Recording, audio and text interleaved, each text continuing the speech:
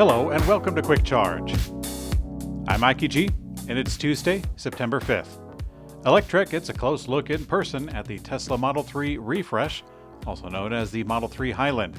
It's not yet available in North America, as Tesla is right now only producing it in Gigafactory Shanghai. Therefore, the new versions will be sold in China, but let's go ahead. Tesla is not known for regular presence at car shows, but the automaker decided to show up at IAA with a very understated booth. Overall, the changes are positive and warrant the car being called refresh. Of course, not enough to say it's a new model. We did enjoy the slightly more aggressive design and the new wheels, which strike a balance between a good look and aerodynamic performance. Inside the vehicle, the dashboard is a great improvement, despite the controversial change of removing the stalks from the steering column. The rear passenger screen is a nice addition, especially for vehicle controls from the back seat. But for entertainment, it feels a little small. You can check out a video of our experience on our site, electrek.co. A Tesla Cybertruck prototype was spotted towing a quite large trailer, giving us hope that it will be a useful work truck. When first unveiling the Cybertruck, Tesla talked about the electric pickup having a towing capacity of over 14,000 pounds. But that was 4 years ago, and the automaker is expected to update the specs with the production version. Considering Tesla is expected to soon launch it, well, it could possibly mean that Tesla is testing the towing capacity for a release candidate. Then again, the trailer could be totally empty, but it does weigh about 5,000 pounds, even when it's empty. There are a lot of doubts about the Cybertruck and electric pickups in general from pickup owners.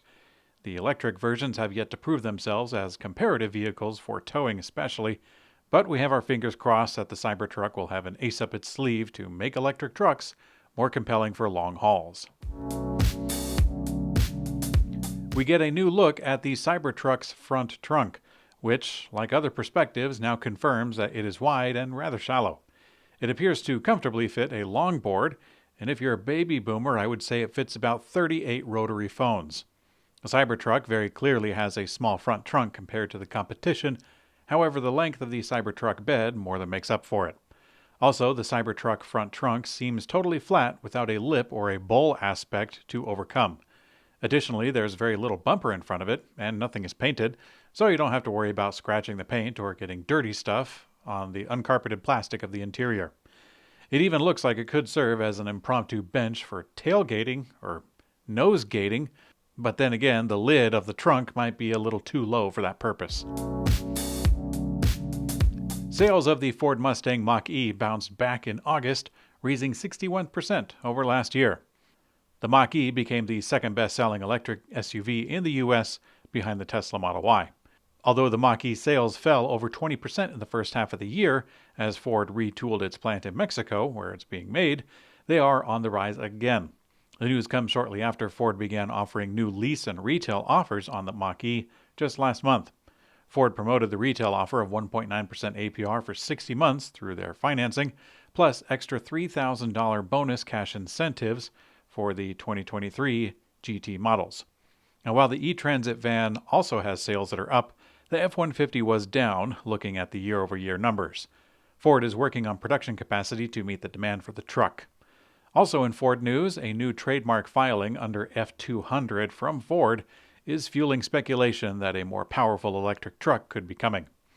The trademark, filed on August 28th, is classified under motor vehicles, namely gasoline and electric automobiles, pickup trucks, sport utility vehicles, and their structural parts. So, at Electrek, we will be keeping a lookout for that one. Okay, let's take a trip to Germany for some EV news. Volkswagen has announced a major upgrade to the ID4. The Chattanooga, Tennessee-made ID4 will be available in the 2024 version with an 82 kilowatt-hour battery. Trim levels on that pack are getting a new performance drive unit with greater horsepower, range, and a bunch of goodies. The new models with the 82 kilowatt pack, they are getting a larger display, a new shifter position, revised steering wheel, ventilated front row seats, and a premium sound system.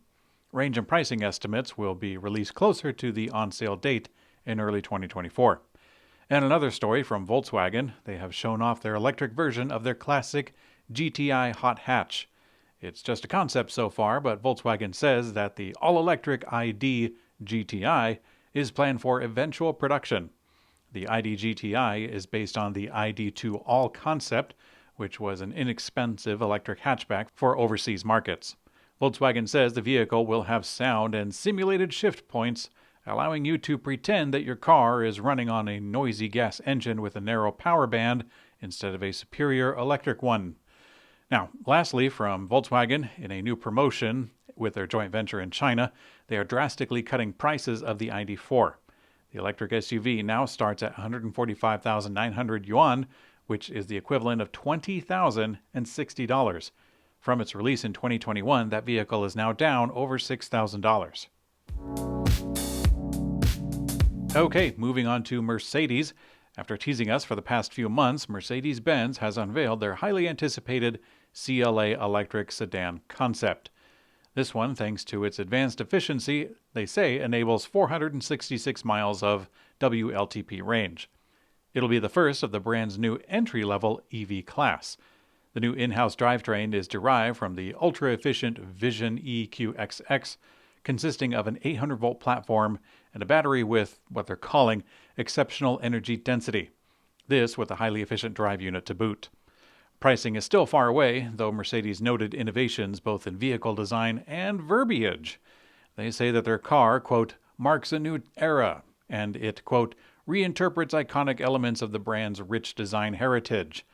They also say that the front bucket seats are, quote, purest mono-swing shells derived from a spherical hole. And my personal favorite that they said was that the software is, quote, generally ready for SAE Level 3 autonomy system upgrade. Also, Mercedes has other news in which they will build a smaller, cheaper, all-electric version of their iconic G-Wagon. According to the German newspaper Automobile Watch, Mercedes has been tossing around this idea for several years, and the report notes that the smaller electric variant could go by the name G-Class with a smaller typeset lowercase g. It'll be based on a purely electric powertrain, which could be a combination of the upcoming MMA and MB.EA platforms. The full-size electric G-Class EQG is already expected to launch next year. However, with the MB.EA platform not due out until 2025, the smaller variant might not be expected until 2026 and very likely later. And now let's take a look at BMW, who has unveiled their Vision New class, which is a concept electric platform for the future of BMW design.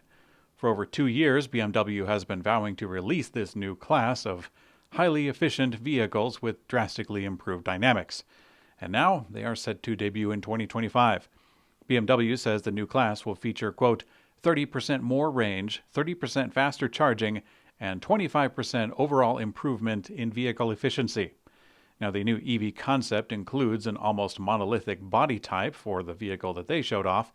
It also has large windows and indentations at the front and rear ends, giving it quite a unique aesthetic.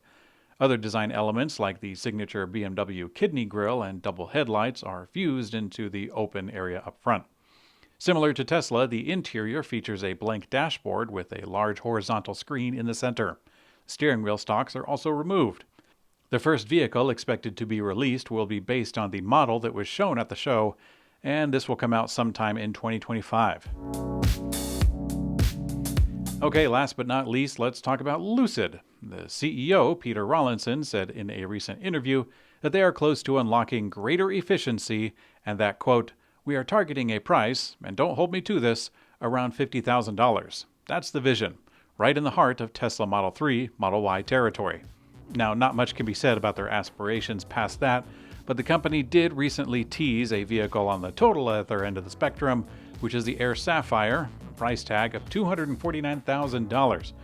Might be a while before the public associates the brand with inexpensive cars, but hey, they've got a lot going for them right now anyway.